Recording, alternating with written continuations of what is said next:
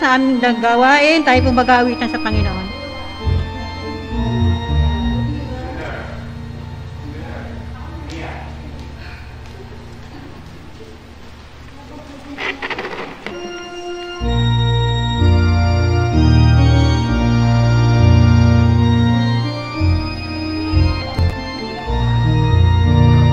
Kapanatagang maligaya ang idinulot ng ating Ama, kaluluwang nagkasala na nahanda sa parusa. Laging aawit sa gitara sa pagpupuring walang hintay, at kay Kristo na pangalan ay walhating walang hanggan. Hinahain ang pagsubok ng dalisay na may pagtuyo, labing malinis bagong ang iaalay kong pangako. Laging aawit sa gitara sa pagpupuring walang hintay, at ang kay Kristo na pangalan ay walhating walang hanggan.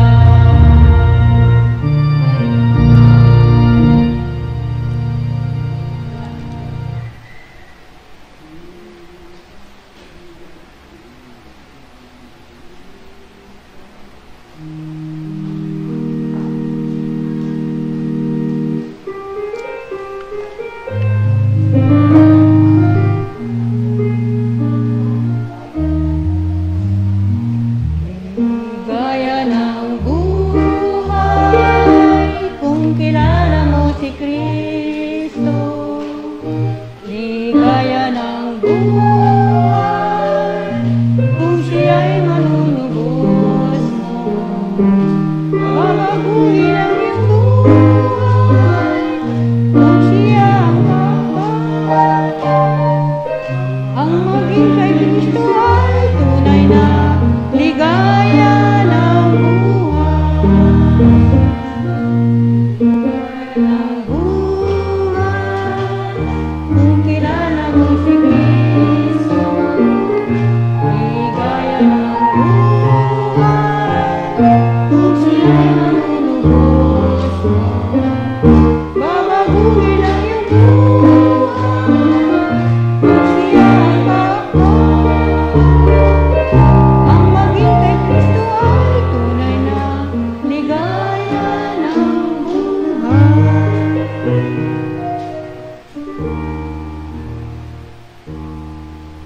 Tayo po magsitayo. Purihin mo ang Panginoon, o kaluluwa ko, at lahat ng mga nasa loob ko ay magsisipuri sa kanyang banal na pangalan.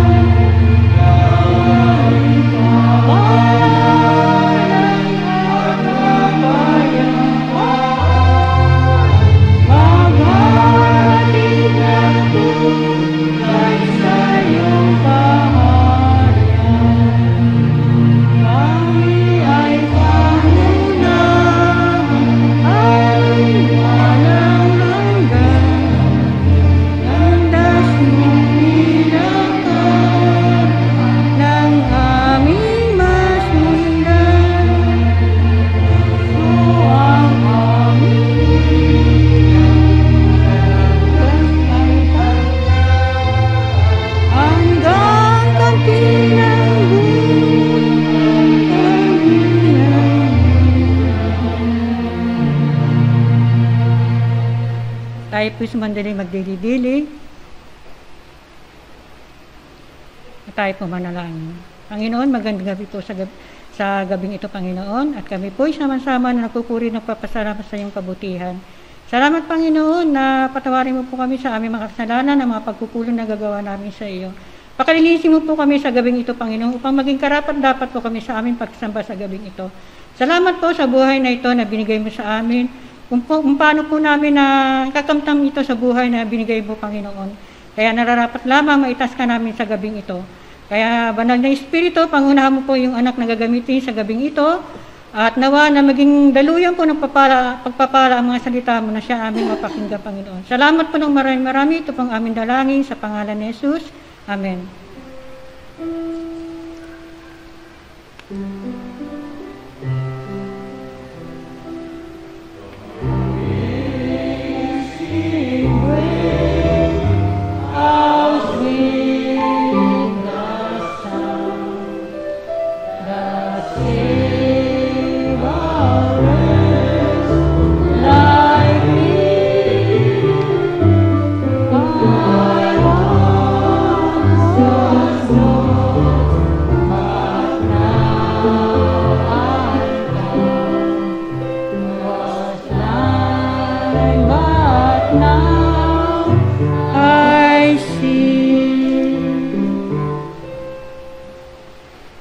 Para po sa pagbasa ng teksto.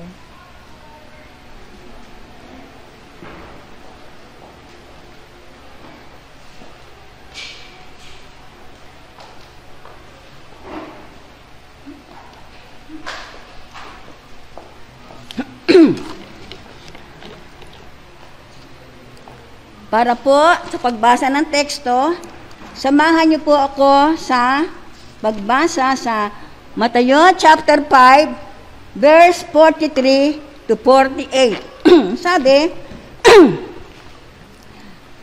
narinig na ninyong sinabi, ibigin mo ang iyong kaibigan at kaupuotan mo ang iyong kaaway. Ngunit ito naman ang sabi, ibigin niyo ang inyong mga kaaway at idalangin niyo ang ulan sa mga banal at sa mga makasalanan. Kung ang mga umiibig sa inyo ay sa inyo lamang iibigin, ano bang gantimpala ang inyong hihintayin? Hindi ba't ginagawa rin iyon ng mga publikano? At kung ang binabati lamang ninyo ay inyong mga kapatid, ano ang nagawa ninyong higit kaysa iba? Ginagawa rin iyon ng mga hintil. Kaya dapat kayong maging ganap gaya ng inyong amang nasa langit. Maraming salamat po sa pagkabasa ng mga salita.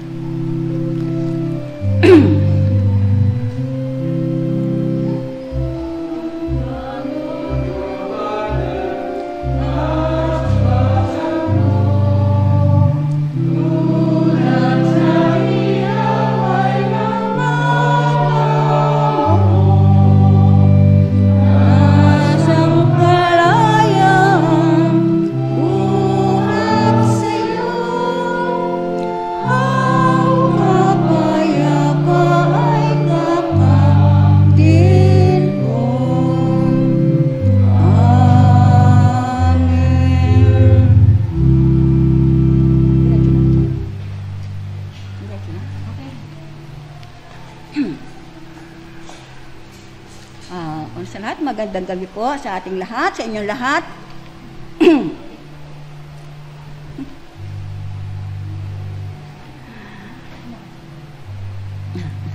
Parang naninibago po ako. Okay? Tayo muna ay muli manalangin.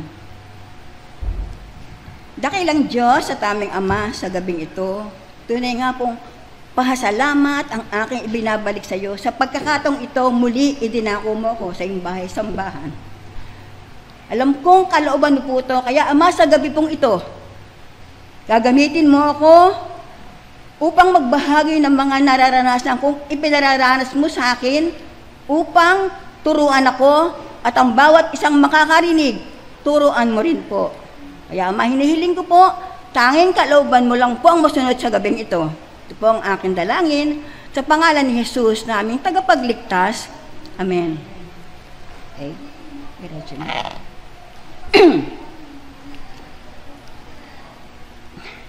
Panibago.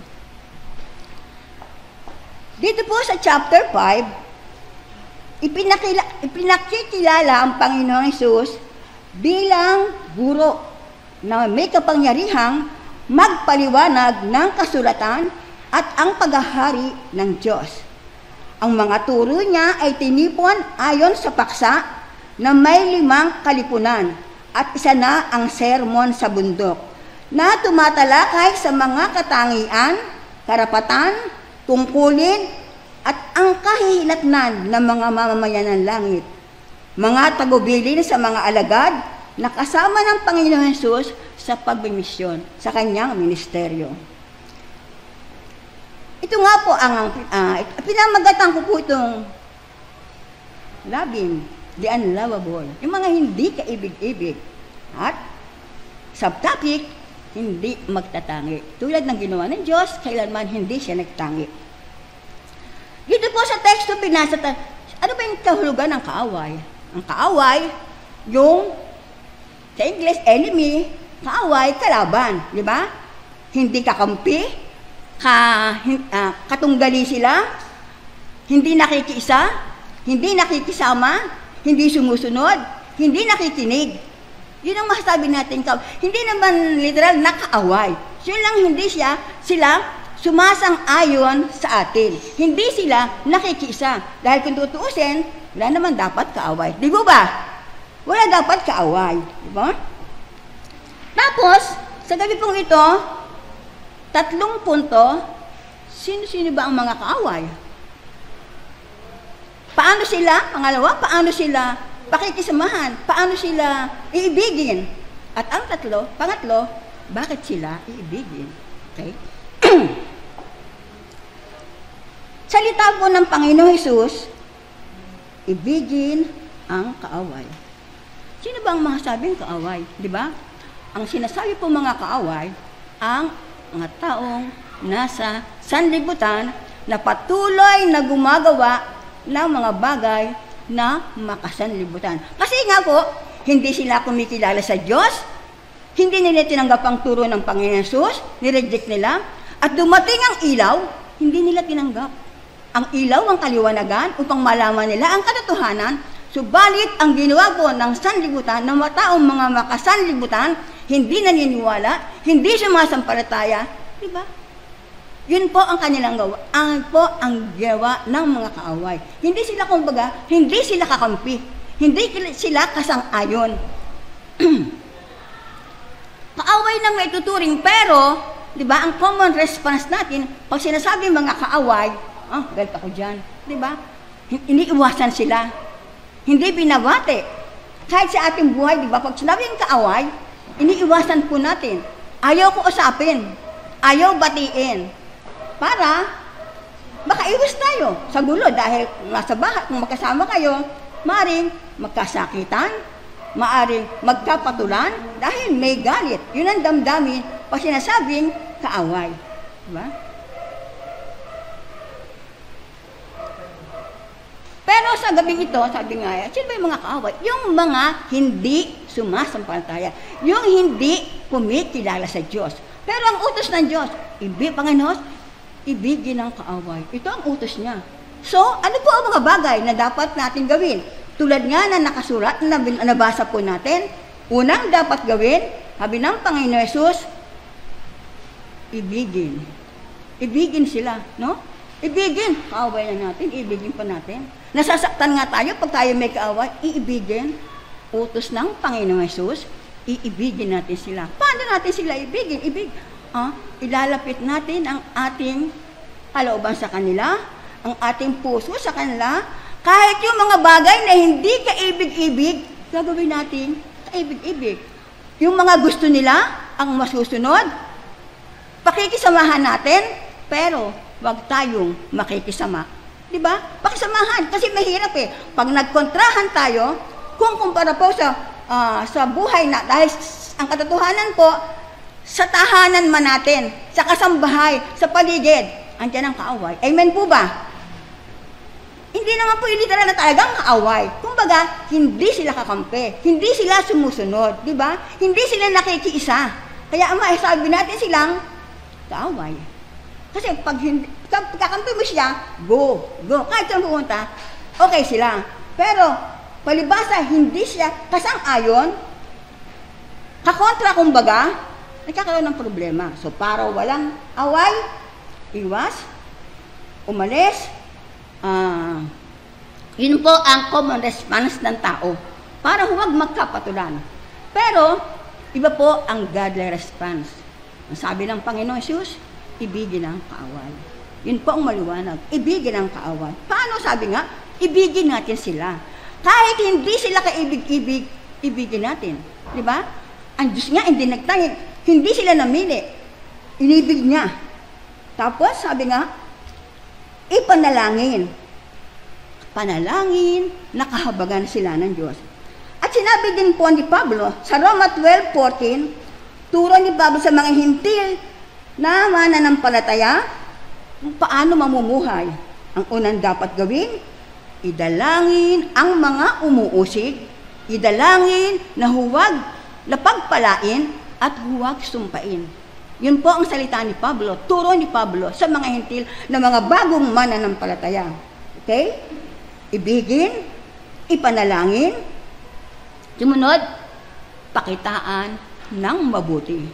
Kahit sabihin kaaway pa sila, pakitaan ng mabuti. Sinabi rin sa Roma 12:20, kung nagugutom ang kaaway, pakainin. Kung nauuhaw, painumin. Okay? Yun ang utos, ilang utos kasi, salita ng Diyos. Kaya dapat, yun ang gagawin po natin. Na yun din ang gustong mangyari ni Pablo doon sa mga bagong mananampalataya sa Roma, mga hintil, na kailangan ipanalangin sila. Tulungan sa pangangailangan ang mga kapatid at ibukas ang pinto sa mga taga-ibang lugar. Kinakailangan makatulong tayo sa aspetong material, sa aspetong espiritual, at sa aspetong pinansyal. Doon pala dapat silang pakitamahan. Kahit na sabihin, kaaway pa sila, yun ang gagawin natin. Diba? At ang gagawin pa natin, bigyan ng panahon. Kaya bilang pagsunod, dapat tayong umibig tulad ng pag-ibig ng Diyos, walang kondisyon, walang pag-atubili. Diba? In John 3:16, ibinigay yung kanyang bugtong na anak, nabanggit ng pastor na linggo, ibinigay ang kanyang bugtong na anak, ang may pagsasakripisyo. Para kanino? Para sa sanlibutan. Diba? Dahil ibinigay sa sanlibutan, kung tinanggap ng sanlibutan, may kaligtasan. Diba? Nagkabisa ang pag-ibigay. Ang problema, hindi naman po lahat tumanggap. Diba? Lahat hindi tumanggap. Kaya nga, ang salita ng Panginoong Hesus, ibigin ang kaaway. Kasi may mga tao sa sanlibutan na hindi naman kumilala sa Kanya. Hindi nga siya tinanggap. Sabi nga, dumating ang ilaw pero hindi tinanggap. Dahil binulag ng Diyos ng sanlibutan ito ang kanilang mga pangunawa, ang kanilang mga mata para hindi nila malaman ang katotohanan. Maganda ang layunin ng Diyos, kaya lang, ang tao nga, ang problema, hindi nila tinanggap. Dumating ang ilaw para sila na nasa kadiliman, madala sa liwanag, pero hindi nila tinanggap. Dahil ayaw nilang mahayag sa liwanag ang masamang ginagawa nila. Di ba alam naman natin ang gawa ng sanlibutan? Mga makasanlibutang bagay. Di ba? Mga makasanlibutan. Hindi naaayon sa nais ng Diyos. Yun ang kanilang mga ginagawang ayaw nilang mahayag. Gusto nila, di ba, ang mga gumagawa ng milagro. Di ba yung laging nasa dilim? Di ba? Kaya nga dumating ang Panginoong Hesus, pag tinanggap mo siya, meron ka ng kaligtasan. Kaso ang problema, hindi naman nila tinanggap. So, maaaring kaya ang sabi ng Panginoong Hesus, ibigin mo ang kaaway. So, ang turing sa kanila, kaaway pa rin. Kasi, hindi natin kapanalig, okay? Asan na? Libutan. Kaya, okay, natapos na yun. Kaya sabi, bilang anak ng Diyos, at dahil sa Panginoong Hesus, gagawin natin 1 John 3:16. Yung una, John 3:16. Yung susunod, 1 John 3:16. Diba? Ang ginawa ng Panginoong Hesus, binigay niya ang buhay para sa atin, namatay siya sa cross. So tayo, gayahin natin, iyalay natin ang ating buhay para sa ating kapatid. Kahit siya hindi kaibig-ibig, gagawin natin yung mga bagay na nais niyang gawin. Di ba? Gagawin natin. Yun ang layunin niya. Kaya, kahit hindi sila kaibig, gagawin natin ibigin sila. Bukod sa utos ng Diyos, ibinigay na nga niya ang lahat, sapat-sapat, walang kondisyon, walang pag-atubili. So tayo, nais naman ng Panginoon Yesus, ibigay din natin ang ating buhay para sa ating kapatid. Amen po ba? Amen po ba? Tahimik naman kayo. Ganyan ba tayo katahimik? Parang serious na serious naman tayo. Laban! Dapat naman. Iniwasan ko lang po yung medyo nag-aanal, okay? Gagawin natin silang ibigin kasi nilikha din sila ng Diyos. Di ba? Nilikha din sila ng Diyos. Amen. Yes, interesting. At sabi, kahit sino man sila, gagawin natin. Dahil ka ang Diyos hindi nagkatangi. Di ba? Pinasikat ang araw sa masama't mabuti. Pinapatak ang ulan sa banal at makasalanan. Hindi siya nagtangi. Walang pinili. Katulad sa atin. Ano ba tayo? Nang tayo, ang buhay natin noon. Pero salamat sa Panginoong Hesus. Siya ang bumago ng buhay natin. Third, kung gagawin nating ibigin at tulungan ang mga kahit nasabihin kaaway sila, magkakaroon ng kahulugan ang ating buhay. Magkakaroon ng kahulugan ang ating buhay. Hindi tayo narito sa mundo, parang ganito lang. Magkakaroon ng kahulugan ang ating buhay. Huwag mabuhay para sa sarili lamang. Dahil hindi kayang, sabi nga, hindi raw kayang i-justify ang doctrine of love without charitable works. Kinakailangan yung gawang, yung bunga ng pag-ibig, kinakailangan may ipakikitang gawa. Ipakikitang gawa. Ipakikita sa gawa. Kaya sinabi, doon sa 1 John 3:18, di ba? Huwag sa salita lang. Kailangan may gawa. Dahil extension po tayo ng kabutihan ng Diyos bilang mga anak ng Diyos. Amen po ba? Extension tayo. Mahirap sabihin, love ko naman siya. Pero ganun lang. Kinakailangan pala, may gawa. May pagkilos. Sabi nga, mararamdaman po naman po natin kung may pangangailangan ng isa natin, ang kapatid, di ba? Kahit na hindi siya yung close relative mo, mararamdaman mo. So, dapat, andon din yung pag-extend natin ng tulong. Tayo yung nagagamit ng Diyos para mag-extend ng tulong para doon sa mga nangangailangan. Sabi, gagawin din natin ito upang ipagpatuloy ang misyon ng Panginoong Hesus sa mundo.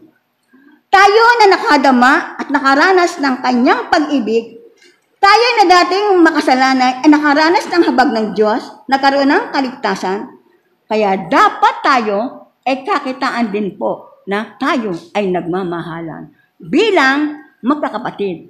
Dahil ito po ang tatak na pagiging alagad, tayo po ay nagmamahalan. Tayo po ay nag-iigbangan. Yung pala yung mga dahilan kung bakit gagawin natin, di ba? First John 3, ang Diyos ang nagbigay, John 3:16. Pagkatapos, tayo, First John 3:16, dapat ialay natin ang ating buhay. Tapos, huwag sabihin sa salita lang, kinakailangan may gawa. Yun pala, gagamitin tayo bilang kanyang alagad na magmimisyon. Kasi nga, asan liputan, hindi naman tumanggap lahat. Marami pang makasalanan. So, dito pala, kaya pala yung ibigin mo ang kaaway. Huwag niyong tigilan. Huwag niyong kasawaan. Pagtsagain niyo. Kasi kung hindi natin sila mamahalin, sino pa ang magmamahal sa kanila, di ba? Minsan, mahal nga natin sa buhay. Kawawa naman. Kung tayo lang ang makakaranas ng kasaganaan, ng kaligayahan, siyempre, nararamdaman din natin ang kanilang mga pangailangan. Di po ba? Nararamdaman natin. Kaya tayo ang unang magmamalasakit. Sabi, kundi tayo ang gagawang magmahal sa kanila. sino pa ang gagawa noon? Di ba? Sabi nga, nilikha rin sila ng Diyos. Oh, kapatid din natin sila. No? At tayo po ay maging buhay na patotoo. Buhay na patotoo. Na paano natin naranasan ang kabutihan ng Diyos. Kinakailangan maka-encourage po tayo, hindi maka-discourage. Amen po ba? Kinakailangan maka-encourage po tayo. Tayo yung titingnan eh. Tayo yung sinasalamin. Kaya kahit sasabihin na talagang mahirap, naku, marami na nakakasakit ng kalooban eh, ganito pa ang gagawin. Gagawin mo kasi anak ka ng Diyos. Amen po ba? Amen po ba? Amen. Anak tayo ng Diyos, di ba? Gagawin natin. Kaaway mo, ganito ginagawa sa'yo, halos masaktan ka na. Ganito pa ang pakikita natin. Iyon pala ang dahilan kung bakit natin sila iibigin. Upang maging kaibig-ibig din sila. Okay? Kahit away pa ang turing sa atin, gawin natin silang kaibigan. Sinabi doon sa Kawikaan 24:17, huwag ikatuwa o ikagalak ang pagbagsak ng kaaway sa kapahamakan. Kawikaan 24:18, kapag ginawa mo ito, magagalit si Yahweh sa iyo at ikaw ang parurusahan. Yung pala ang isang babala ni Solomon. Mahirap pala na pag may nangyari sa kaaway, halimbawa, buti nga sa iyo kasi makulit ka. Yan ang parusa sa iyo. Di ba minsan, yung nabibigla tayo, buti nga sa iyo, ayan, kinakarma ka. Di ba? Pag nakaramdam na hindi, ano ko lang yun, sabi ko lang, di ba? Ayan, hindi ko na ayan kasi, di ba? Ang bait-bait nyo kasi, di ba? Ibig sabihin, pag nakakaranas tayo ng ganun, ay, mahal ako ng Diyos. Itinatama ako ng Diyos. Positive dapat, ha? Hindi yung, kaya ito ginawa kasi ganun eh, kaya ganun, di ba? So, masama pala yung ganun. Huwag natin ikagalak, huwag natin ikatuwa. Sa atin babalik. Di ba? Na kahit kaaway pa. Diba? At sabi, kapag ikaw ang kanyang kapag dinagdagan ng panlalait sa kaaway, sa atin babalik ang ngit-ngit ng langit. Tayo ang mawawalan. Tayo ang mawawalan kapag ikinatuwa natin na may nangyaring hindi maganda sa ating kamay. Kasi tayo, mapalad tayo, may salita tayo ng Diyos. Alam natin, ay, masama pala yun. Nakukorek talaga tayo. Diba? Nakukorek tayo. Yung mali, nagiging tama, diba? Ay, mali pa na yung ginagawa ko. Akala ko, pag may nangyari, kung nasasaktan niya ako, diba? Nang may nangyaring, diba? Buti nga sa iyo, diba minsan may ganun tayo?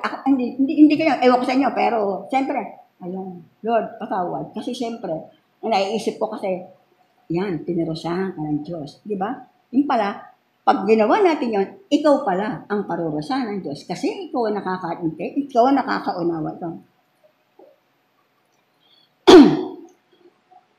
Meron pong isang ilustrasyon tungkol sa relationship. Sa pagrerelasyon. Ito raw po ay parang isang halaman na itinanim sa paso. Diba? Ang halaman, hindi pwedeng, diyan ka, itinanim mo lang siya sa paso. Sapat na yon, bahala ka na dyan. Diba? Isa may ganun eh. Bahala ka na dyan. Ang kinakailangan, pag may tanim ka, lalo ngayon, uso ngayon marami nagkatanim, di ba? Uso ngayon na marami nagkatanim. Kapag nagtanim, kinakailangan, kukultivate mo, didiligan, lalagyan ng pataba, tatanggalin ng mga dahong tuyo, lilinisan, bibigyan mo ng atensyon, aalagaan mo, aarugaan mo. Hindi na pwedeng gawin sa sarili nilang magdilig sa sarili, o bahala ka lang sa tapat ng araw, sa tapat ng ulanan, bahala ka. So, yung pala ang kinakailangan. Sa mga tanim, ganun ang pag-aalaga. So, ganun din po, kung tayo may mga karelasyon na asawa, kaibigan, anak, yung karelasyon natin, mga kapitbahay natin dyan, kinakailangan, aalagaan mo rin sila. Ito, ang term, hindi kaibig-ibig ha. Kahit may ayaw ka sa kanya, pero yun ang kinakailangan. Bigyan mo sila ng pansin. Bigyan mo sila ng panahon. Aalagaan, aarugain, upang ang tanim, pag inalagaan mo siya, pagdating ng panahon, tiyak, mamumunga, di ba? Lalago, mamumulaklak. So sa tao, ganun din pala ang kinakailangan. Kinakailangan, hindi basta, may pagkain ka na dyan, di ba? O bahala ka na dyan. Yung pala kinakailangan, atensyon ang ibibigay natin. Ibibigay, ayun talaga, kinakailangan, kung may pagkain dyan, ahinan, pakitaan ng sila ng mabuti, kung ano yung mga papangangailangan, idudulot kung maaari, di ba? Gagawin pala natin yung ganung mga bagay. Laki-laki mo, lakas-lakas mo naman, bakit idudulot? Sa atin po babalik, at tayo alam natin pero purihin po ang Diyos. Dahil sa mga bagay na itinuturo, na yun pala ang mga dapat gawin, alaga ang kailangan. Unawa, abutin sa kanilang mga pangangailangan. Di ba? Yun pala ang kailangan. Kahit kaaway pa ang turing natin. Kaaway dahil hindi lang kayo magkasundo. Pero hindi naman po talaga kaaway kasi magkasama kayo sa bahay. Pero salamat sa mga salita ng Diyos. Yun pala ang mga itinuturo niya kung sino ang mga kaaway. Ano ang gagawin? Tapos, bakit gagawin? So, yun pala ang mga itinuturo sa atin. Yun pala ang mga itinuturo sa atin. So, ito ko po tatapusin sa, kaya ang Diyos hindi po nagtatangi. Hindi siya nagtatangi. Nadama natin ang pag-ibig niya kahit hindi tayo kaibig-ibig sa pamamagitan ng Panginoon Hesus. Naging kaibigan niya tayo. So, nasain po natin na kung sa inaakala po natin ang turing natin sa kanila ay hindi kaibigan dahil hindi tayo makasundo, bigyan natin ng oras, bigyan natin ng panahon, gawa ng mabuti, abutin sa mga pangangailangan, upang kung sila, no, ang turing sa iyo ay kaaway, kagating ng panahon, ang mangyayari, kaibigan natin sila. Amen po ba? Yun ang layunin ng buhay natin. Kaya ipagpapatuloy yung misyon ng Panginoon Jesus. Dahil hindi lahat sumampalataya. So, ibig sabihin, maraming mapapahamak. Kaya ang turo niya, ibigin ang kaaway. Gawan sila ng mabuti. Kasi, para din sila magkaroon ng kaligtasan. Gawa na dumating ang Panginoon Jesus, kaligtasan ang nais na. Sabi, binigay siya ng Diyos para ang sumampalataya, hindi mapahamak. Hindi po ba? Hindi sila may pahamak. So, kung di natin sila paglalaanan ng panahon, mapapahamak sila. Kawawa naman sila. Mahal natin sa buhay. Ganun ang mangyayari. Masakit din para sa atin. Masakit din. Di ba? Mararanasan nila ang puot ng Diyos. Mapaparusahan sila. Alam nila ang kahasapitan nila. Kung tumanggap sa Panginoon Hesus, buhay na walang hanggan, yung nag-reject, matayang walang hanggan. Di ba? Masakit para sa atin. So, dapat gawin po natin. Mahirap man, gawin po natin. Upang pagdating ng panahon, si Kristo, ikaw, ako, tayo, sila, sama-sama tayo. Bilang magkakaibigan na nagmamahalan, na nakikita ng ating kapatid, na nakikita dito sa paligid. Yan naman, yung magkakapatid na yan. Maya-maya, away-awayan yan. Yung magkakapatid naman yan, ganyan-ganyan. Di ba? May ganun Yan naman, kampi-kampi di ba? Sama-sama sila-sila lang. Yun May ganun-ganun Alisin natin yung ganun. Alisin natin yung pader na ganun. Sama-sama tayo kay Kristo. Di ba? Okay, talagang may ganun tropa, umalis. Sila yung kasi sabi pa nga na, can afford sila kasi. Naiwan ako kasi wala akong pera. Di ba siya may ganun-ganun? Alisin natin, hindi ako kasama kasi seating capacity. Kasi hindi ko malakas. Ganun yung mga ganun. Kayo naman huwag kayo mag-iisip ng ganyan. Babarahin mo sila. No? Huwag negative. Positive. Ang magkakapatid, di ba? Sama-sama dapat. Kaya yun ang problema minsan Di ba? Magkakapatid nga yan. Magkakapatid talaga. Nag-aawayan minsan, di ba? Nag-iimbita, nag-iilis. Totoo ba yan? Mga kapatid. Totoo ba yan? Yun. Ang makita sa atin, si Kristo, and dahil kay Kristo, pagsunod sa kanya, magpadama tayo ng pag-ibig sa ating kapwa. Amen po ba? Mahalin natin, kahit hindi kaibig-ibig. Si pagdating ng panahon, sila ang ating mga kaibigan. Dakilang Diyos at ang aming Ama sa gabing ito, tunay nga po na nagpapasalamat ako sa pagkakataong ito. Salamat sa kalawang pinaranas mo sa akin, ibinigay mo sa akin.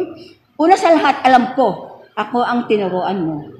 Upang ang mga bagay nito dahil nararanasan ko, ikaw ang nagtuturo at kinakapa mo rin ang damdamin ko upang masunod ko ang mga sinasabi mo. Kaya Ama, sa gabing ito, Tunay nga po, salamat sa pagkakataong to. Salamat sa mga salita mo na patuloy po namin itong gawin upang ang turing nila sa amin kaaway, pagating ng panahon, kaibigan namin sila.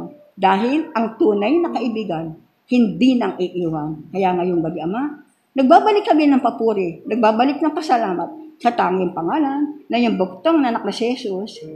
Amen. Maraming salamat. Uy, di ako nagsira. Pagpalain nawa ng Panginoon ang salita ng mensahe ng buhay. Salamat po, tayo po maghahandog.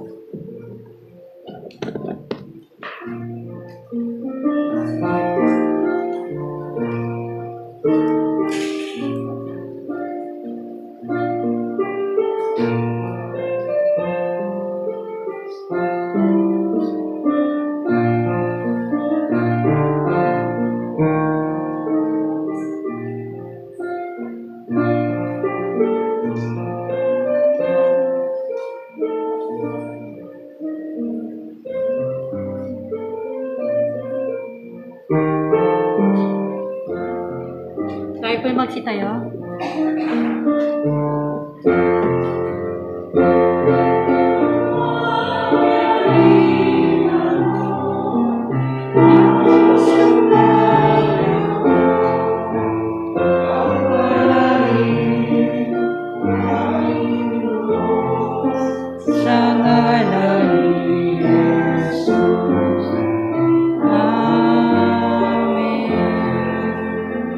Panginoon, maraming salamat po sa biyayang ipinagkaloob ng iyong mga anak. Nawa po na magamit po ito para sa kaluluhati mo, Panginoon. Maraming salamat po, purihin ka sa gabi. Ito pong aming dalangin sa pangalan ni Jesus. Amen.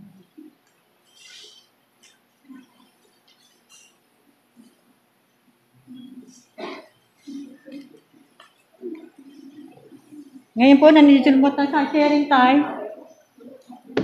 Kung sino naman po ang gusto magpasalamat at nakaranas ng pagpapala, nawa po lumapit po sa harapan.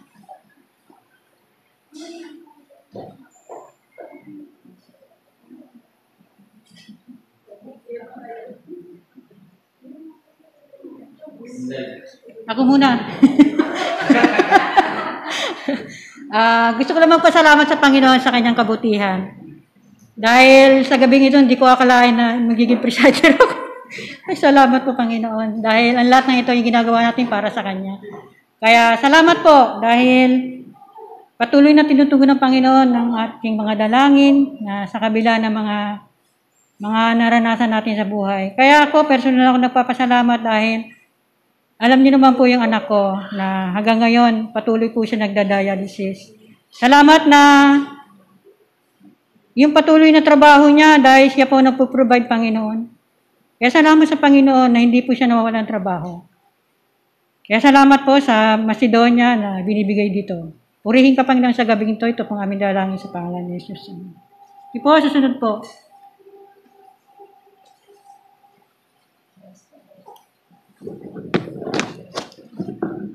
Oh, pwede na siguro to. Mahirap.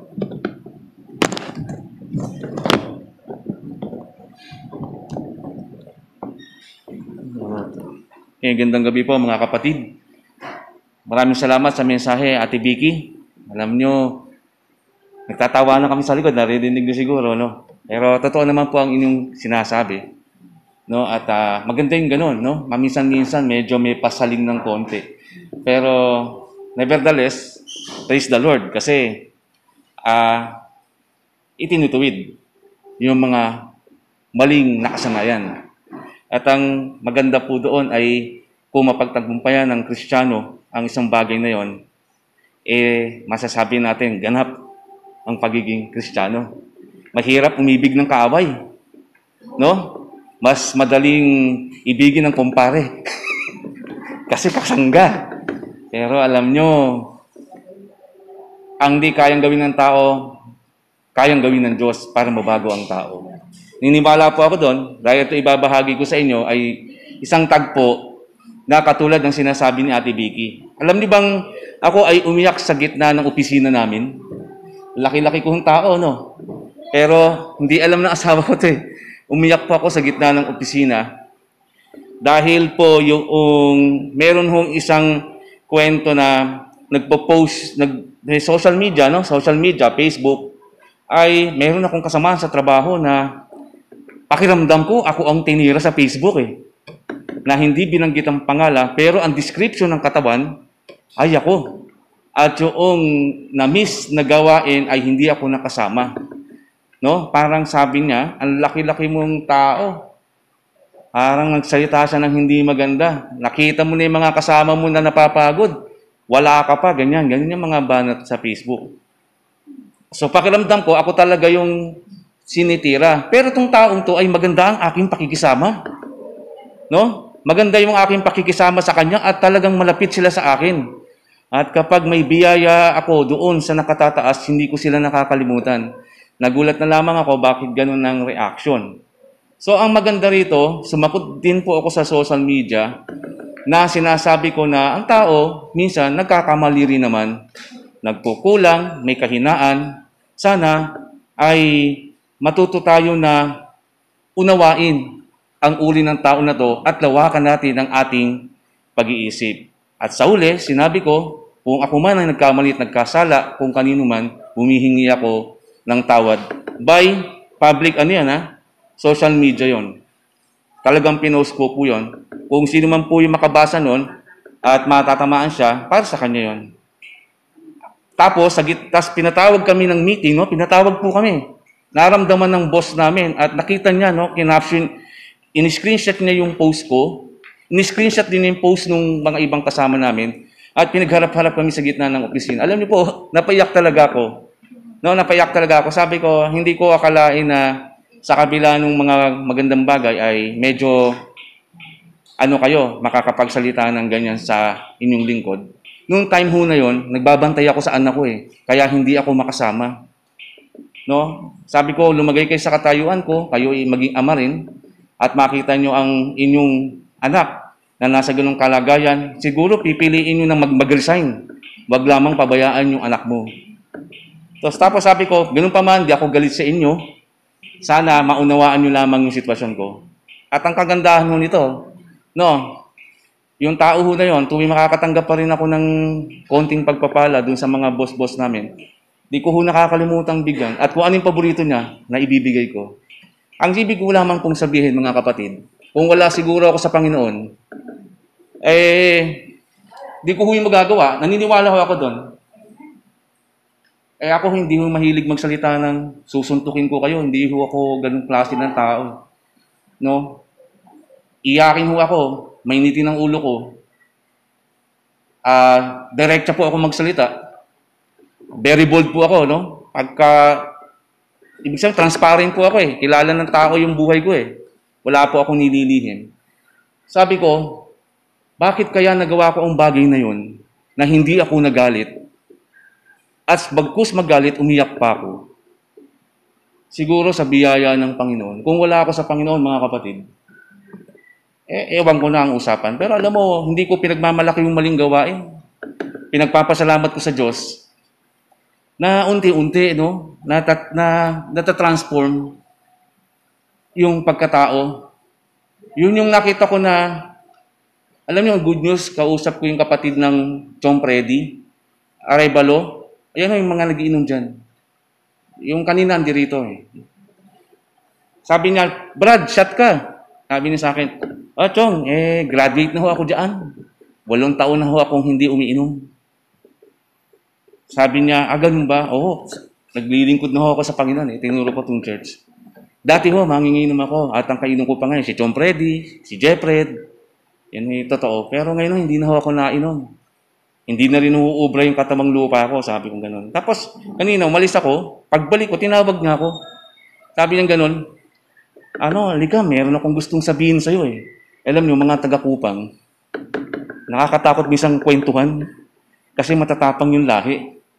No? Kung kayo taga-Muntinlupa, ang kwentuhan nga kanina ay tungkol dun sa mga bahay na ang lahat ay may baril. Kaya pag nagpag-abot-abot, ay hindi pa pwedeng walang baril. Kaya mas mabuti magpagawa ka na ng may bakod. Para kung magtakbo sa loob ng bahay mo, hindi ka madamay, nakaklose.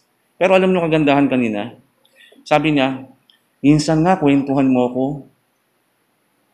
paano ka binado ng Diyos? Nagulat ako sa sinabi ng ganun. Sabi ko, nagiinom ayokong sharean, no? Pag nagiinom, sabi ko, papasyalan ko kayo. Dahil alam ko naman yung bahay nila doon sa Kupang. Kasi gusto ko rin magbago pero hindi ko magawa. Gusto kong bumait, yan ang sabi niya. Naalala ko lagi sinasabi ni Pastor, gusto kong bumait pero hindi ko magawa. Sabi niya ganun. Uusapan. Tapos binida ako ni Perdi, nung pamangkin. Alam mo yan, si Ricky, yan yung dating kainuman ni Jeffred na nagdala. Kay Jeffred, nabubuhay pa si Jeffred sa loob ng simbahan. Naalala, nagtatambol pa si Jeffred dyan. No? Nagigitara ko noong panahon na yun. Nakakatuwa po, kasi may kapangyarihan yung salita ng Diyos. At tama si Ate Vicky. Huwag tayong tumigil. Huwag tayong tumigil na maghayag ng salita ng Diyos. Kasi may taong makikinig, may taong hindi makikinig. Pero may taong pag tinamaan, hindi ko talagang nagulat ako kanina Ang ningin mo nga ako, sama mo nga ako dyan. Gusto kong bumait, pero di ko magawa. 62 na ako sabi niya ganun. Patotoo na nangyari ang dalawang bagay na binabahagi ko sa inyo. Na kasayahan ko na kahit hindi malaki sweldo ko, kahit na sabihin natin sa mata ng tao salat ako, pero busog ako, no? Sa biyaya ng Panginoon. Masaya ako na ako ay nasa piling ng Panginoon.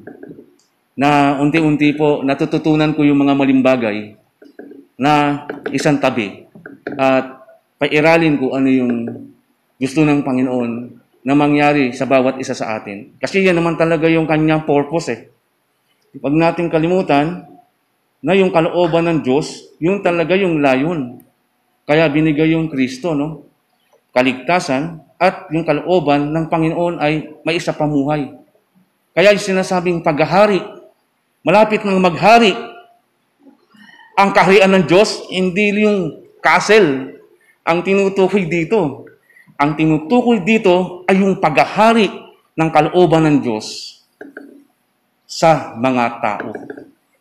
Kaya patuloy tayo mga kapatid na hindi lang manalangin, maghayag ng galing ng mission. Nagsasend dun sa GC natin ng mga pictures, no? Praise God. Galing. Idol Idol ko Nakita ko yung mga, kahit isa na lang ang dinadisciple ni Ate Daisy, sinesend pa rin niya. Tutuwa po ako kasi sa biyaya ng Panginoon, no? Na ang mission din. Kami po dito sa loob naman ay face-to-face, mga kabataan. Medyo kinakapa ko yung ugali nila. No? Kasi marami silang tanong sa akin na mga anghel, mga trilogy, mga... Pastor, baka salihin nyo na ako rito. Mga theology na ang mga tinatanong ng mga batang ito. Medyo ang turo ko kasi is transforming. When you're in Christ, live with Christ. Yun lang ang aking turo po Hindi na ako nagtituro ng mga hindi naabot ng ating kaisipan. No? Yun lang naman ang purpose ng Panginoon sa atin. Live with Christ. Live with Christ, no? When you're in Christ, live with Christ. Yung po ang turo lang talaga sa atin. And when you die, you go on to Christ, di ba? Kasi kay Christ ang problema dun. So tapos po, isama nyo lang po sa panalangin, meron pong isang batang lalaki na 10 taong gulang, halos kasing edad ho ng anak ko, na halos nakatari na rin po sa ospital. At sa tingin ko po itong batang to ay matindi ho ang sakit. At nag-chat kami ng kanyang ama. Ang pangalan po ng bata ay Kirby Raimundo. Ano po? Labis po yung pag nakikita ko sa social media, yung damdamin ng isang ama na humihingi ng panalangin sa kanyang anak, mabuhay lamang. Yun po ang sitwasyon, mabuhay lamang. Ay hindi ho para baliwalain. Kaya po ako hihingi ng panalangin sa inyo mga kapatid. Ang pangalan po ng bata ay Kirby Raimundo at halos nakatira na po sila sa ospital. Sama rin natin sa panalangin ng anak ng Ate Inday, no?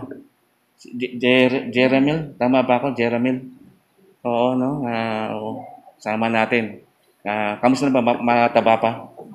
Malakas pa? Okay. Maantibay pa? Nakakapasok? Ang biyaya ng Panginoon. Sama natin, huwag tayong titigil manalangin. Ang Panginoon natin ay nakikinig sa atin. Gandang gabi po. Hello po, minsan lang ako magsalita. Kaya, ayan.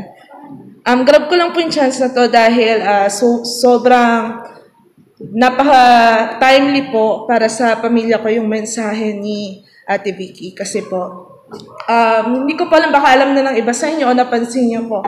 May nangyari po sa pamilya namin recently. Hindi naman po sa family ko personal, pero sa malapit na close relatives po. Bali po kasi yung tito ko at tita ko ay sila po yung hindi naman nag-separate, pero nagkaroon po sila ng matinding away. Sa sobrang tindi po ng away, nagstay muna yung tita ko sa bahay namin for a few days.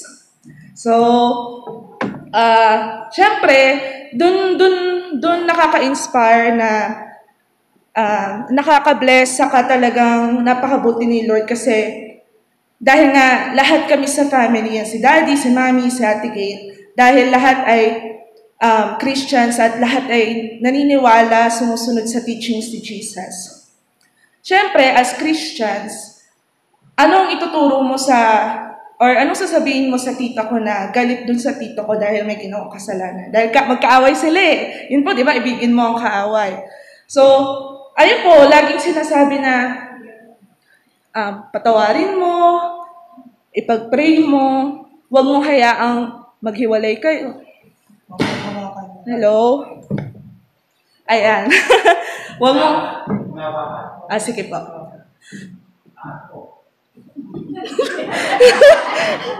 Ayaw makipag... Ang tigas! Ano bang ginawa mo rito? Tatanggalin ko na nga lang. Ayan. So, yun po yung yung ipanalangin mo, patawarin mo, huwag mo hayaan na maghiwalay kayo. Tapos isa pa sa mga na-experience namin ay yung mga kapatid ng tito. Sobrang inaaway nila yung mga anak kasi syempre ang unang masasaktan kasi yung mga anak. So yung mga pinsan ko, sina Ate Robel, sinabi ko na. Sinabi ko yung pangalan. Hindi ko na masyadong gusto editin. So, ayun po, inaaway po sila ng mga kapatid. Siyempre, ang kakampihan ng mga kapatid, yung tito ko, na kapatid nila. Siyempre, yung mga sinasabi nila is immorally correct. Morally incorrect. Ayan. Ibig sabihin, sa standards at sa teachings ni Jesus, hindi siya tama. Ayan.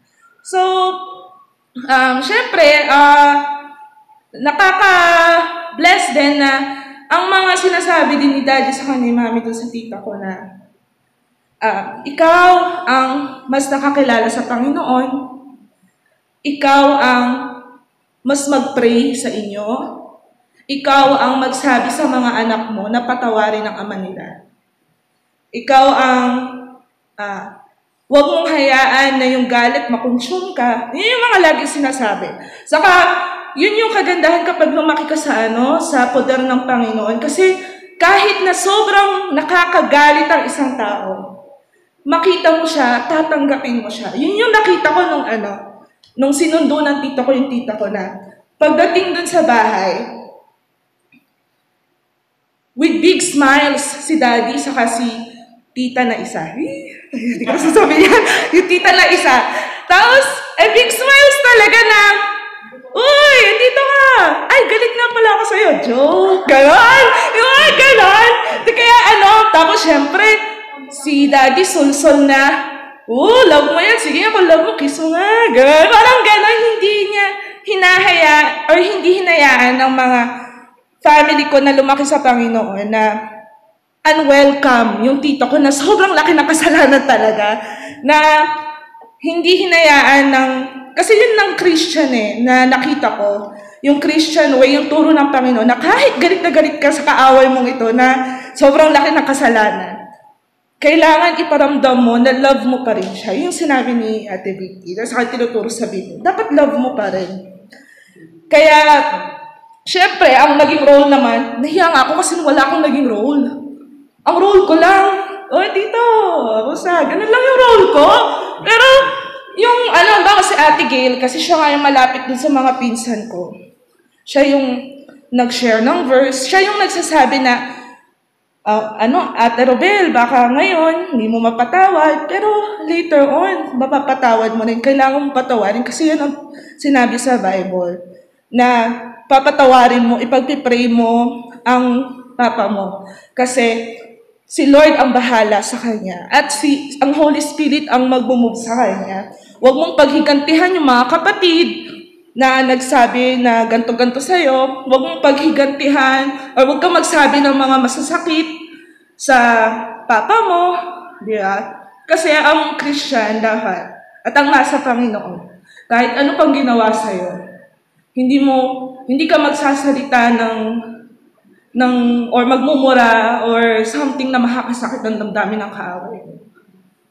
So, yun lang kasi nung nag-share sa Ate Vicky, naalala ko nga yung family ko, yung kung paano ba yun nila dinisplay yung mga natutunan nila sa Bible. So, grabe talaga yung naging role ni na Daddy. As in, pagdating ng tito ko, nag-Bible study pa siya with the relatives about, yun nga, forgiveness, about basta, yun. Ayoko na kasi baka malaman nyo kung ano yung kasalanan eh.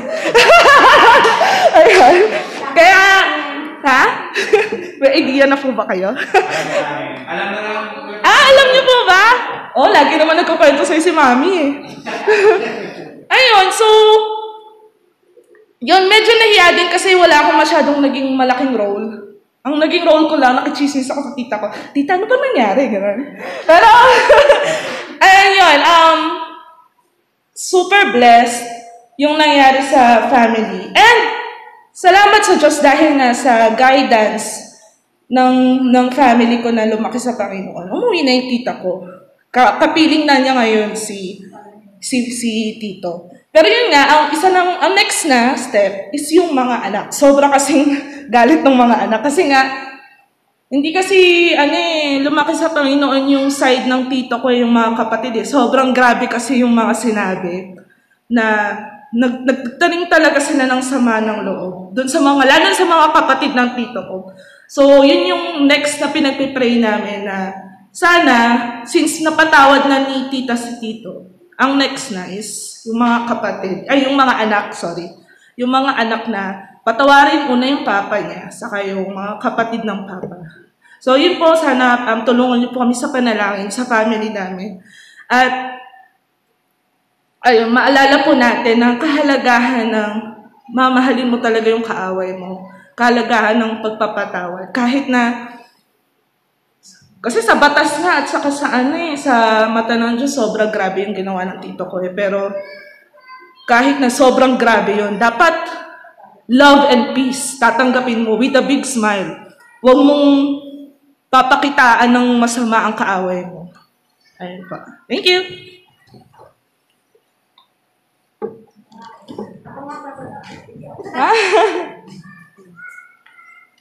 Pasensya na po kayo, nakashort lang ako eh.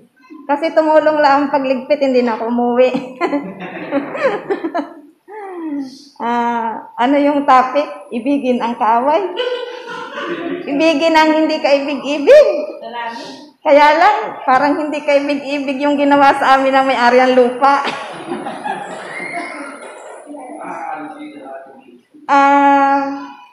Hindi naman po. Kahapon po kasi, nagulat kami lahat dyan. Ilang bahay kami sa lupa nila, yung inuupahan namin. Biglang may dumating na letter sa amin, galing attorney, nagulat kami, LBC. Mga bandang hapon din. Alam mo ba yung Kuya Bray? Hindi kasi kasali eh. Likod mo. Sabi sa akin nung sa kapitbahay ko sa kabila, Vicky, may sulat. Sabi ko, anong sulat? Kaya una ito, Ronaldo Ben. Saan ito galing? Sabi ko ganun. Kala ko sa bangko. Ba't LBC? Sabi ko ganun. Tapos, may-ari ng lupa. Nagulat kami lahat doon. Wala silang pasabi. Nakalagay doon hanggang katapusan ng February, ngayong buwan. Mag-report kami sa abogado niya. 1 week na lang, holiday pa sa Wibis. Tapos, nakalagay pa doon, kailangan mag-report kami bago magkatapusan ng February. Pag hindi kami nag-report,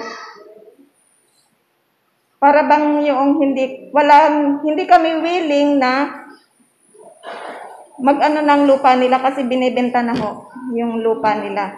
Binibentahan na ho. Tapos, yun nga po, pag hindi nakaano doon, hanggang Mayo ng katapusan, ang EXC po ng Palugit, hanggang Mayo ng katapusan, willing sila na pwede kaming, hindi na kami uupa, hindi na kami paupahin, at kung hindi kami kukuha ng lupa, pwede na kaming paalisin nila. Nakalagay doon. Sabi namin, panahon ng krisis, panahon ng pandemic, binigla kami ng ganyan. Sabi ko kay Lord, sabi ko pa naman kay Ate Raquel, Ate Raquel, ito na yata yung nag-chat ako. Ate Raquel, ito na yung sagot sa dalangin natin. Di ba pinag-pray natin itong lupa na ito na mapa sa atin, dinidipahan natin ito sa prayer. Sabi ko sa pagbukas ko ng sulat, nag-akwento agad yung kapitbahay ko kasi nauna sila magbasa. Sabi ko doon, yes, may lupa na ako. Sabi ko ganon. Pero, masaya ako. Sila nabagabag sila. Kahit yung si Joanne Dulay, kilala niyo, umikot sa akin, Mars, anong hakbang na gagawin natin? Tumatawa lang ako. Parang masaya ako kasi sabi ko, nagpe-pray ko ito, binibinta. Kaya sabi ko, yes, may lupa na ako. Kahit wala akong pera. Kasi alam ko, hinihiling ko ito kay Lord. Bakit ako malulungkot? Ito na yung pagkakataon, binibinta na. Ang problema nga lang po, nakalagay doon sa kasulatan, 4.5 per square meter. Ang mahal po. Ang sakop ng bahay ko siguro ay 50 square meter. Di 225,000 yun. Natatawa ako. Tapos, ang mahal. At tapos sabi ko, bagabag sila, nababalisa sila. Anong hakbang gagawin? Ngayon po, ang hinihiling namin na prayer, kasi mas maganda yung maraming nagnanalangin. Kasi di ba? Rinig ng Panginoon. Saka yung laman ng puso natin, yung ating, sabi namin, magmi-meeting kami sa Sabado. Sabi ko, Ate Raquel, may meeting sa Sabado. Pumunta ka na. Oo, pupunta ako. Kasi kailangan magkaisa lahat kami. Hindi pwedeng grupo, 2 grupo, 3 grupo. Kasi konti lang kami. Na, bago kami pumunta sa abogado niyan, may-ari, punta muna kami ng PAW sa munisipyo. Hingi kami ng payo kung anong sasabihin namin dun sa abogado nila. Kasi ang hirap kumarap dun na wala kang isasagot, wala kang ipapaliwanag, na bigla kami lahat ng ganyan. Walang pasabi. Kaya ang papag-pray po natin, yung hakbang po, magiging hakbang na maging maayos yung 2 panig, maging maayos ang usapan. Abogado niya, kung tutulungan kami ng PAW, sana mabigyan kami ng yung abogado ng PAW na talagang tutulong sa amin na papangatawanan talaga niya, yung payo talaga niya, yung hindi one-sided, yung ganon.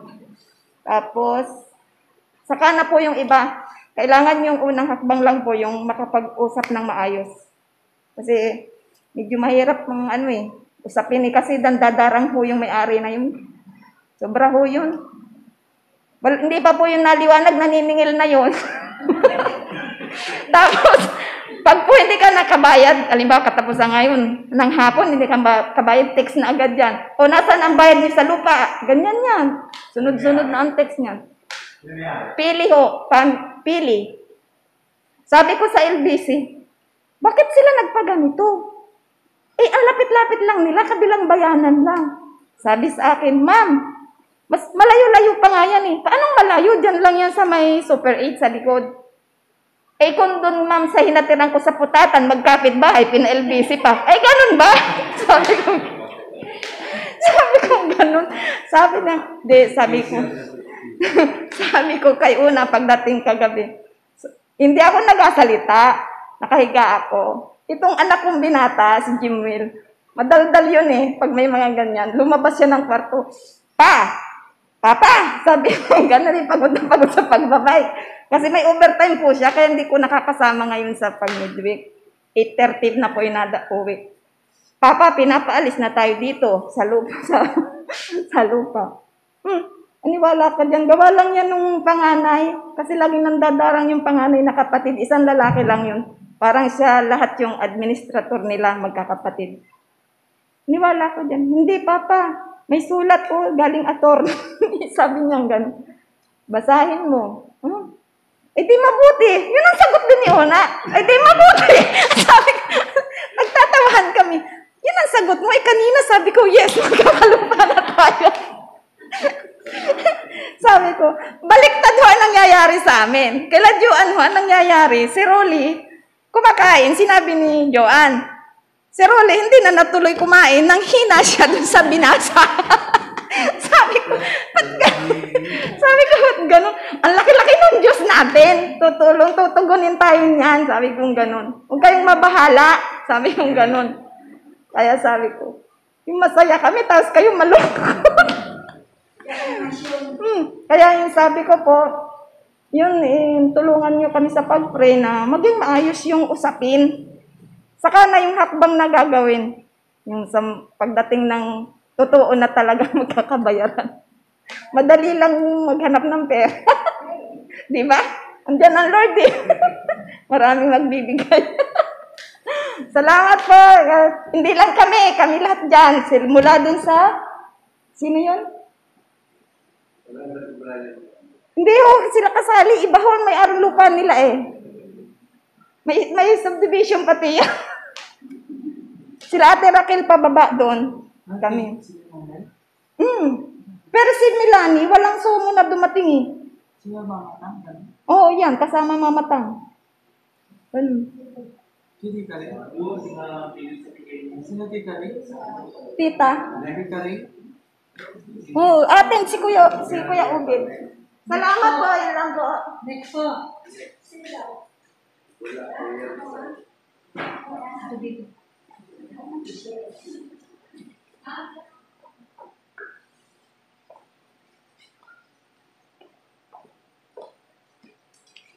Magandang gabi po muli sa inyong lahat. Maiksi po yung mensahe, kaya magdadagdag pa ako.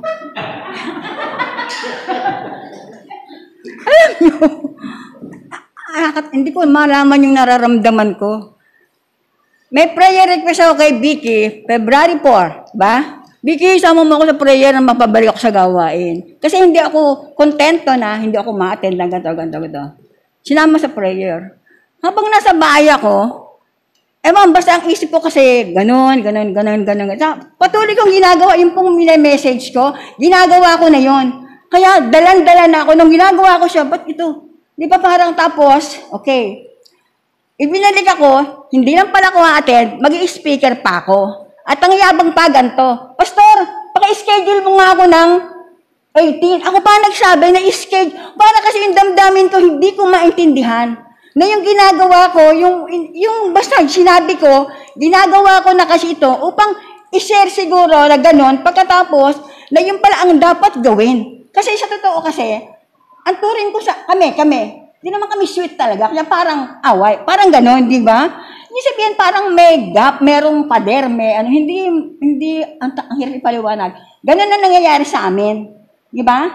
Yung para kaya, hindi man talaga siya kaaway, kasi nga kontra.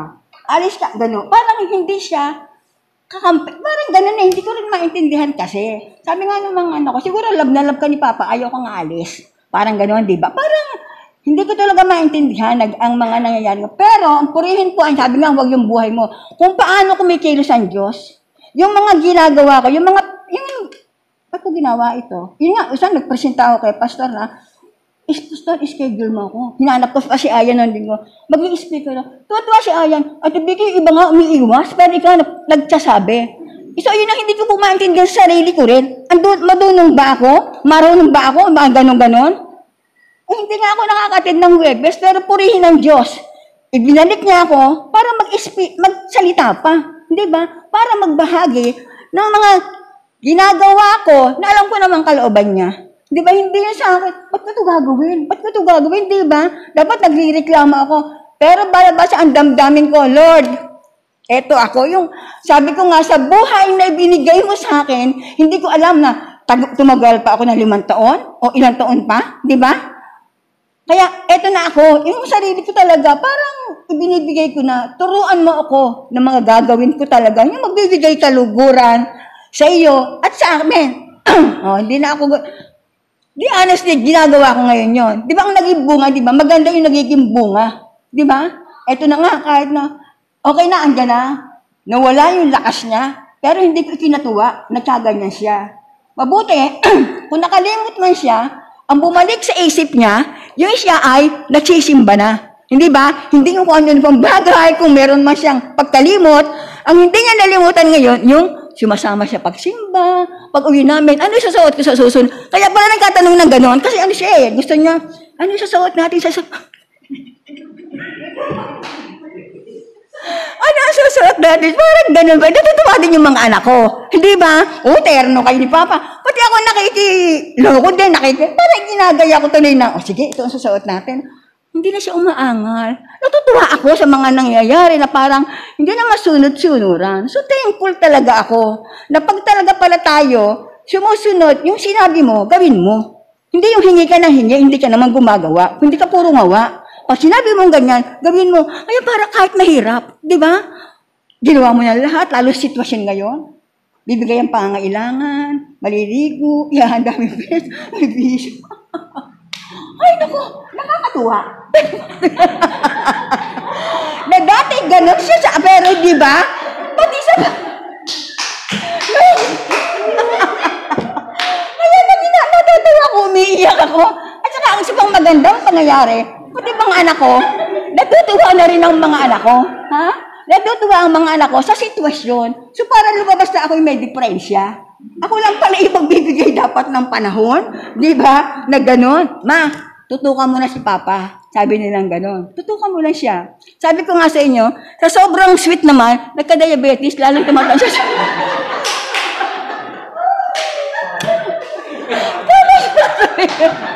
Sige, ma, pakainin, akala nila nung mahina na. Bibigay na, di ba? Bibigay na daw. Mapagtsagaan mo na, sabi niya. Bakit lumakas? Purihin ang Diyos. Dahil answer prayer, matiwap kasi Papa, akala natin, sabi ko, totoo ka, wala sabi niya. So, natutuwa talaga ako sa mga nangyayari. Sabi ko nga, lalo pag sinabi ko sa kanyang, binitawan ko ang misyon. Sabi ko, dahil alam ko, ikaw, misyon din eh, di ba? Sabi ko, sayang naman yung allowance. Sabi ko pa, bakit ba? Sabi nila ng anak ko, ako na magbibigay sa'yo ng allowance. Bantay, tutukan mo na lang si Papa. So, thankful naman po ako sa mga nangyayari. Maaaring ina rin ang kalooban ng Diyos, di ba? Ito nga itong pag-attend ko, biriin nyo, 50 ang umattend ang birthday ni Pastor. Dati kasama ako doon, hindi ako nakasama. Di ba? 50 attendance, wala si Ate Vicky. Dati namumuna si Ate Vicky lagi. Di ba? Masama ang loob ko noon talaga, di ba? Hindi ko tuloy binati si Pastor. Kasi ako, di ba, promotor ako. Di ba ako? Share, ha? Dala tayo ng handa. Ganun si Ate Vicky kasi. Sino nagbigay niyan? Share yan, share, para masaya. 50 ang attendance, wala si Ate Vicky doon. Diyos ko, hindi ako natutuwa ng ganun kasi. Pero, ay, nako. Talang, namimiss ko talaga itong ganito. Namimiss ko. Tsaka parang yung mga sinasabi ko. Sabi nga ako, hindi yung buhay mo, kundi paano kumikilos ang Diyos sa buhay natin. Yun. Ibigin ng kaaway. Sige, kaaway ito. Yung gano'n naman sa akin. Ngayon na. Basta, love, sabi nga, yung kaaway, friend ko na siya ngayon. Love ko na talaga. Love na love talaga. Tunay na yan.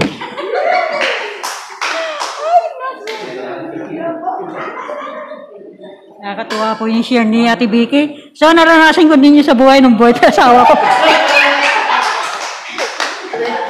Pero ngayon, sa tulong ng Panginoon, malaya na ako.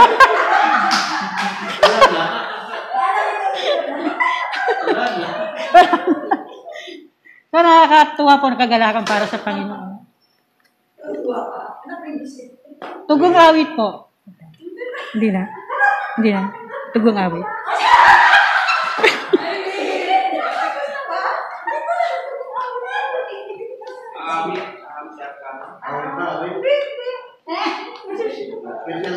Mag-share din ako.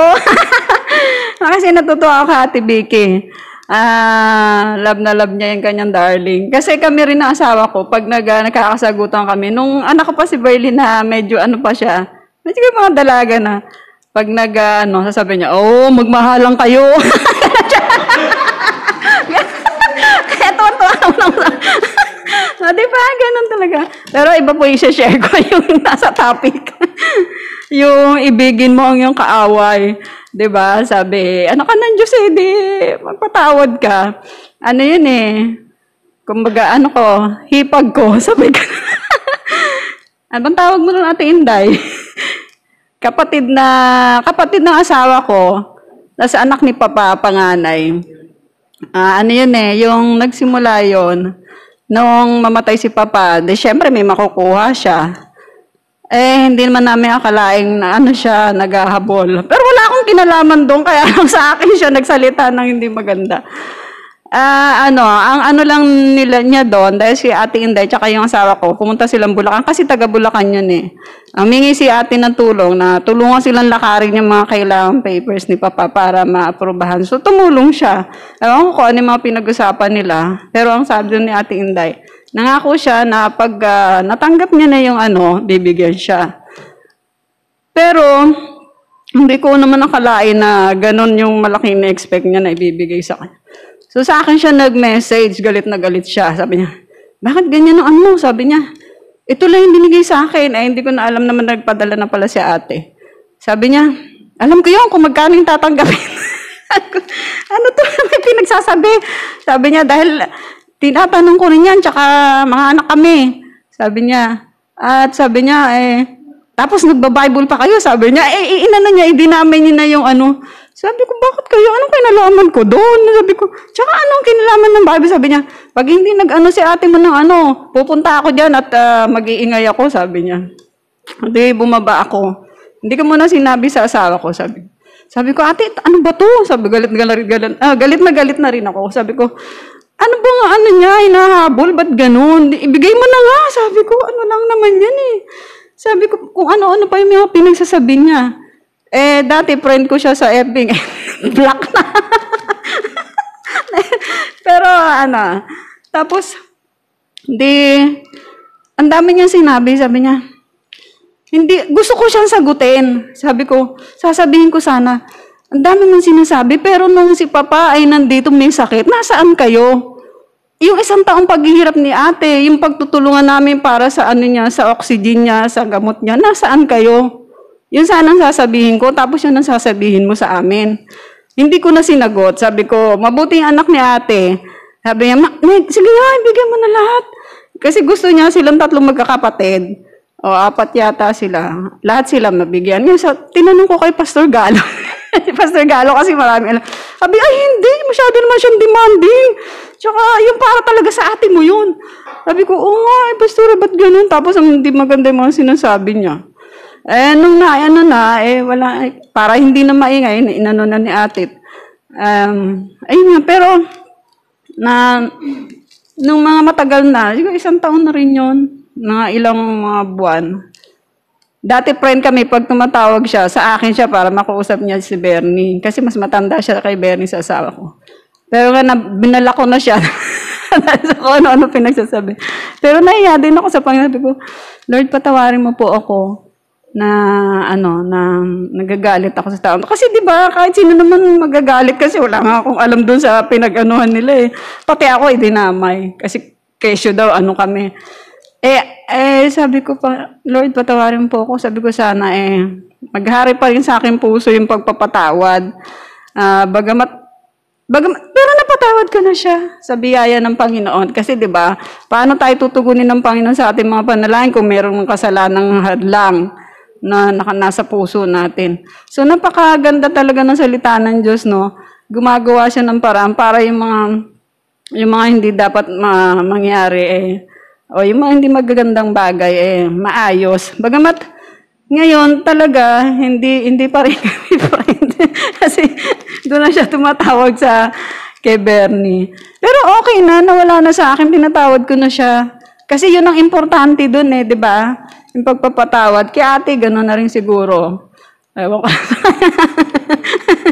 Pero talagang, di ba, mabuti pa rin ang Panginoon talaga. Napakabuti ng Panginoon. Kasi hindi na niya hinahayaan yung galit sa puso ng anak niya ay manatili. Kasi alam mo naman ng Diyos yung lahat ng bagay yung totoo. Kung ano yung totoo. Kaya sabi ko, Lord, ikaw na pong bahala. Alam mo naman yung tunay na na pangyayari. Tsaka ang Diyos naman ay Diyos ng kaayusan. Kaya, yun, pinagkatiwala ko ng lahat yun. Tapos, ayun nga, wala na rin sa puso ko yun. Bagamat, ayun nga na, kasi gusto ko lang i-share din yung pag may kaaway ka, di ba, magagalit ka. Pero sa biyaya ng Panginoon,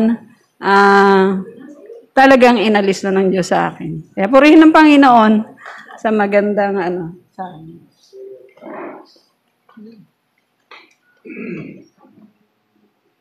So, tayo na po na. Sa prayer time na po tayo.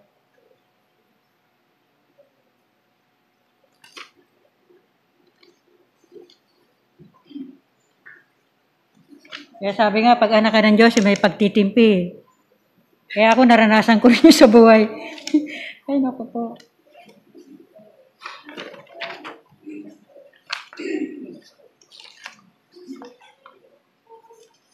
Kaya pakisama po daw po sa prayer request si Kay Olympia, pamangkin ni Kuya Boyet at Ate Rowena Raon.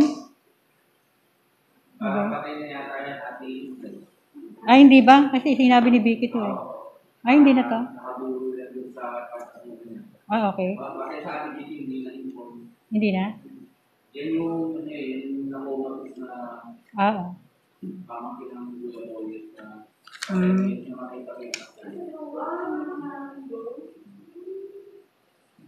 So ito po kay Kuya Richie de la Cruz na patuloy sa kanyang kagalingan. Yung fracture sa kanyang balikat. Ate Michelle Flores sa patuloy na kagalingan dahil sa breast operation. Ate Donna Genes ba to? Genese? Sa kanyang kagalingan sa cancer? Sa kanyang breast cancer. Sa kanyang breast cancer. Opo. Opo, sige po.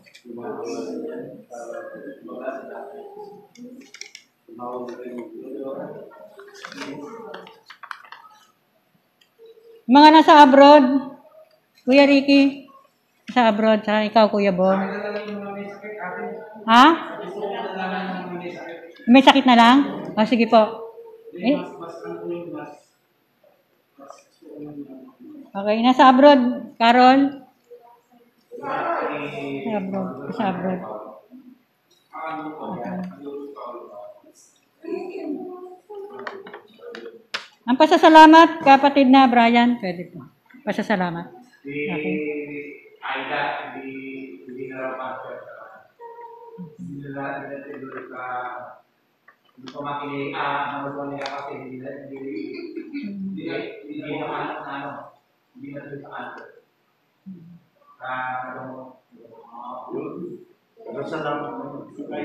Pasasalamat na yun. Ako. Sige, yun lang po. Ayun lang po.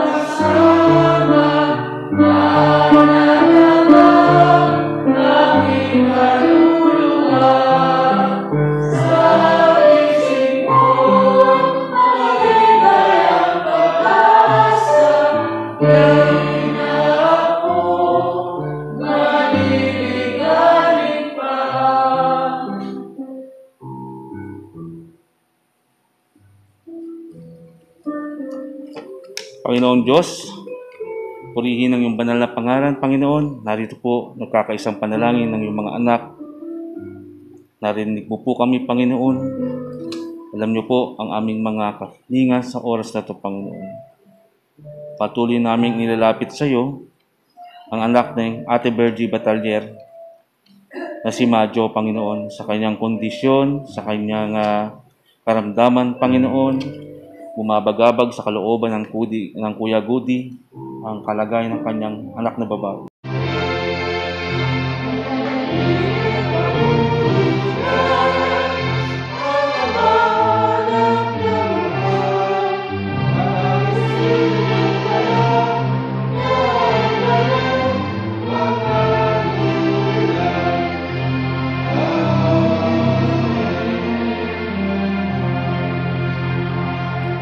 Tanggapin natin ang masaganang pagpapala ng ating Diyos sa masalangit. Patuloy nating maranasan ang pagliligtas ng ating Panginoong Kristo. Taglay natin ang kalakasan, kapangyarihan ng Banal na Espiritu sa ating mga buhay, ngayon at magpakailanman. Amen. Amen.